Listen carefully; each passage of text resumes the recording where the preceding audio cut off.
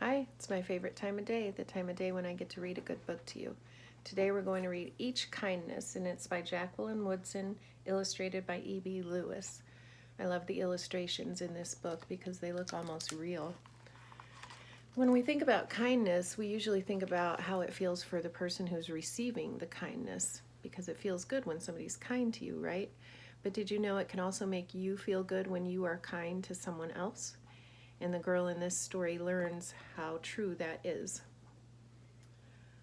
That winter, snow fell on everything, turning the world a brilliant white. One morning, as we settled into our seats, the classroom door opened, and the principal came in. She had a girl with her, and she said to us, "This is Maya." Maya looked down at the floor. I think I heard her whisper, "Hello." We all stared at her. Her coat was open, and the clothes beneath it looked old and ragged. Her shoes were spring shoes, not meant for the snow. A strap on one of them had broken. Our teacher, Miss Albert, said, "Say good morning to our new student," but most of us were silent. The only empty seat was next to me. That's where our teacher put Maya. And on that first day, Maya turned to me and smiled. But I didn't smile back. I moved my chair, myself, and my books a little farther away from her. When she looked my way, I turned to the window and stared out at the snow. And every day after that, when Maya came into the classroom, I looked away and didn't smile back. Why do you think she might do that?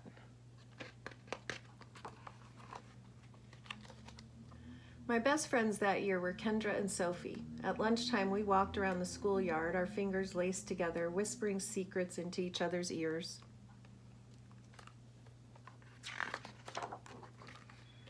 One day, while we were near the slide, Maya came over to us. She held open her hand to show us the shiny jacks and tiny red balls she'd gotten for her birthday. "It's a high bouncer," she said, but none of us wanted to play. So Maya played a game against herself. That afternoon, when we got back into the classroom, Maya whispered to me, "Bet you can't guess who the new Jacks champion of the world is." Behind me, Andrew whispered, "Chloe's got a new friend. Chloe's got a new friend." "She's not my friend," I whispered back.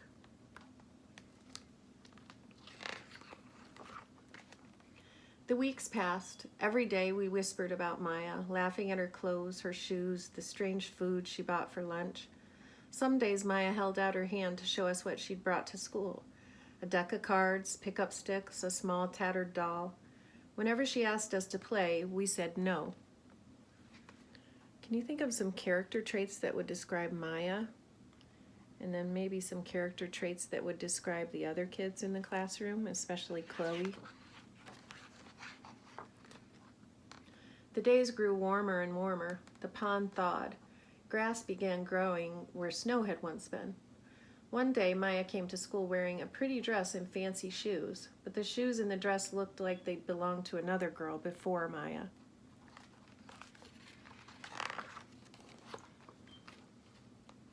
"I have a new name for her," Kendra whispered. "Never knew. Everything she has came from a second-hand store." We all laughed. Maya stood by the fence. She was holding a jump rope, but did not come over to ask us if we wanted to play. That's different. She usually does, doesn't she? I wonder why she decided not to ask today. What do you think? After a while, she folded it double, rolled the ends around each hand, and started jumping. She jumped around the whole schoolyard without stopping. She didn't look up once, just jumped, jumped, jumped. The next day, Maya's seat was empty. In class that morning, we were talking about kindness. Ms. Albert had brought a big bowl into the class and filled it with water. We all gathered around her desk and watched her drop a small stone into it. Tiny waves rippled out away from the stone. "This is what kindness does," Ms. Albert said. "Each little thing we do goes out like a ripple into the world." Then Ms. Albert let us each drop the stone in as we told her what kind things we had done. Joseph had held the door for his grandmother. Kendra helped change her baby brother's diaper. Even mean old Andrew had done something. I carried teachers' books up the stairs, he said, and Miss Albert said it was true. I stood there holding Miss Albert's rock in my hand, silent. Even small things count, Miss Albert said gently, but I couldn't think of anything and passed the stone on. How do you think she's feeling right now?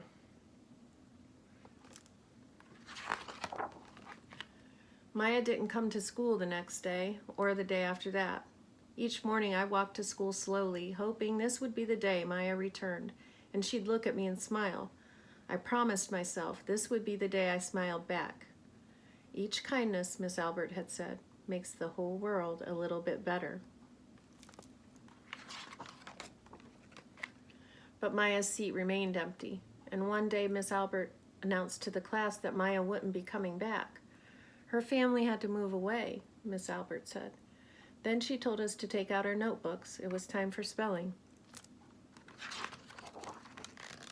That afternoon I walked home alone.